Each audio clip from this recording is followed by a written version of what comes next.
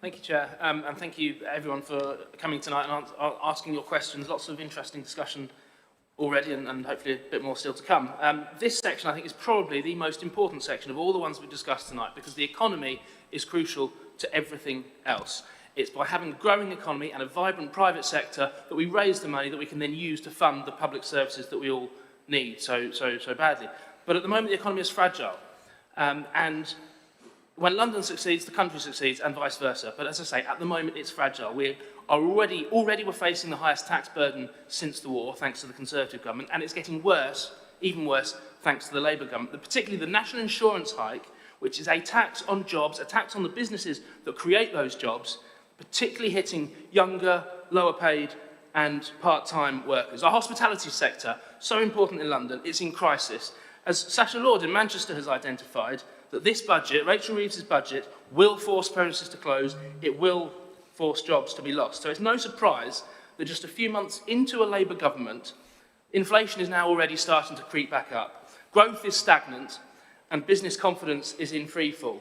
And don't forget, as the gentleman there has already mentioned, the cost of government in London itself. Sadiq Khan has increased his share of the council tax by 71% since being elected. And of course we have ULEZ, the Blackwall Tunnel charges coming in, something I've been campaigning very hard against and submitted the largest petition submitted to the Assembly only last week, but of course the decision has already been made. But there is one other factor that is also holding back London's economic recovery, and that's the question that I was trying to come on to earlier, which is the Mayor's failure on crime. The fact that crime is out of control in London is making it harder and less likely to, and it is relevant, before you try and cut me off, it is relevant because we have a quote from Indian entrepreneur Devin Narang, who were chairing a meeting with investors, was warning people about the risk of getting mugged here in London, something that he said in New Delhi, we don't have to look over our shoulder.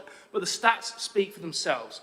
We have 15,000 knife incidents in the last year, 1,000 firearms incidents, 52,000 phones stolen in a year. That's over 1,000 per week. Mobile phones being stolen on London streets. We submitted a Freedom of Information request and got the reply that in outer London, can you guess how many burglaries result in either a charge or a summons? No, it's people's question time. Okay, 2%. So to make London grow again, to get the economy back on track, make London grow again, first we have to make London safe again. Thank you.